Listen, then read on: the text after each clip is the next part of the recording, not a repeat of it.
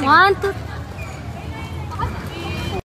Ang napakainit na bakbakan sa UAAP Season 87 Women's Volleyball Tournament, ang National University laban sa University of Santo Tomas, ay talagang nagbigay kaba at hindi lang basta laban ito. Ito ay isang rematch ng nakaraang finals, isang paghaharap ng mga magkatunggali na naging kapanapanabik. Mahigit 12,000 na mga tagahanga ang nagsiksikan sa Smart Araneta Coliseum upang masaksihan ang 2 oras at 32 minutong laban na ito. Ang defending champion na Lady Bulldogs na may 9 na panalo mula noong nakaraang season ay hinarap ang Golden Tigresses na gustong maghiganti sa pagkatalo nila sa finals. Nakuha ng UST ang unang set sa score na 25-23 na nagpapakita ng kanilang maagang dominasyon. Ngunit mabilis na tumugon ang NU at nanalo sa ikalawang set sa score na 25-17 na nagpantay sa score. Kinuha naman agad ng Golden Tigresses ang ikatlong set sa score na 25-19 at muling inipit ang NU. Ang ika-4 na set ay naging turning point naman ng laban. Habang nakakapit ang NU sa isang manipis na kalamangan, nagsimula ang 13-7 run. Ang Season 86 Finals MVP na si Alyssa Solomon ay nagtala ng 6 na mahahalagang puntos upang makuha ang set sa score na 25-18 at maipasok ang laban sa isang panalo o talo na ikalimang set. Ang ikalimang set ay puno naman ng drama. Ang NU na nangunguna ng 7-5 ay umaasa sa 2-time MVP na si Bella Belen. Nagtala siya ng 3 sunod-sunod na puntos na nagpalawak ng kanilang kalamangan. Bukod pa doon, naging malakas naman ang depensa ng NU nang ma-monster block nito si Puyos at nakagawa naman ng double contact si Carvalho. Sa puntong ito, pilit na ibinabangon ng Uste ang kanilang kumpiyansa at sistema upang bumalik sa kanilang laro. Sabayan pa ng mga successful challenge ni Coach Sherwin na nagpahina palalo sa Uste. Ang successful challenge na yon ay nagbigay ng 2 puntos sa NU, habang si Alinsog ay ayaw na paawat sa kanyang mga mabibigat na opensa na nagpa-match point sa score na 14-9. Bagamat pinilit pang iangat ni Jurado upang isalba ang kupunan sa isang off-the-block hit, pero Solomon sa isang napakabilis at napakanipis na down-the-line hit ang nagpatapos sa laro, dahilan upang manatiling undefeated pa rin ang NU Lady Bulldogs after 7 matches. Nanguna si Solomon para sa NU na may 24 points. Nagdagdag si Belen ng 19 points at nag-ambag si Vanjie Alinsog ng 17 points.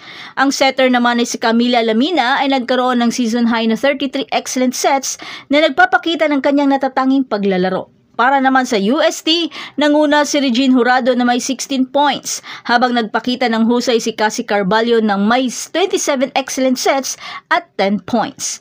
Gayunpaman, ang pangalawang nangungunang scorer ng liga na si Anggi Puyos ay nakakuha lamang ng 13 points. Sa huli, ang NU pa rin ang nagwagi sa score na 23-25, 25-17, 19-25, 25-18 at 15-9 na nakakompleto ang first round sweep laban sa kanilang mga karibal at pinalawak ang kanilang winning streak sa isang kahangahangang 10 games. Ang tagumpay na ito ay nagmamarka ng ika-4 na sunod-sunod na panalo ng NU laban sa UST. Pinuri ni Coach Sherwin Meneses ang tibay at determinasyon ng kanyang kupunan na binibigyan diin ang kanilang kakayahang makabawi mula sa pagkatalo ng 2-1.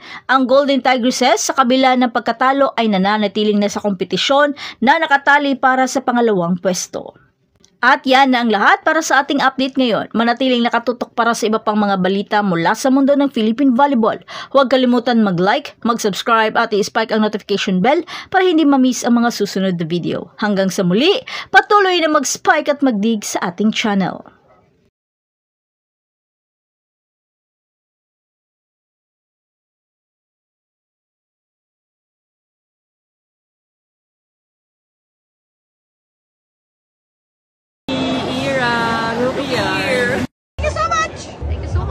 Thank you so much. Thank you so much. Thank you so much.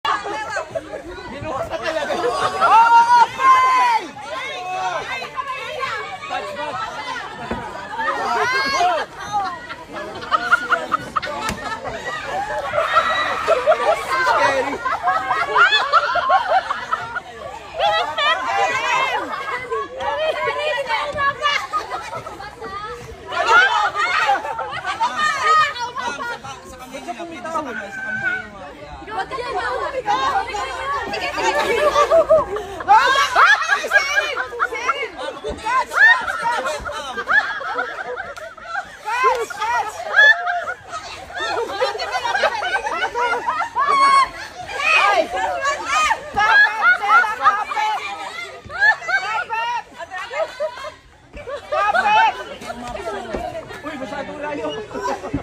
Sige, mawakan mo.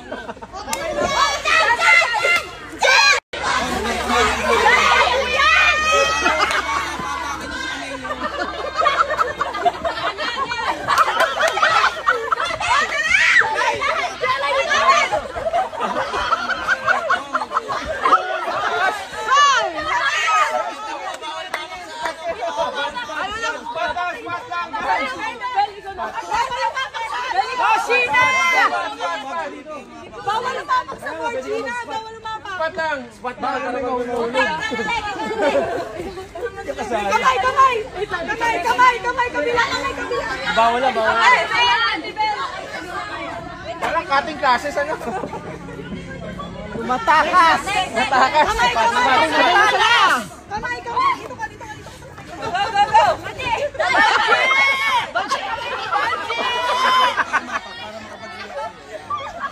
Ay, kukuha lang siya.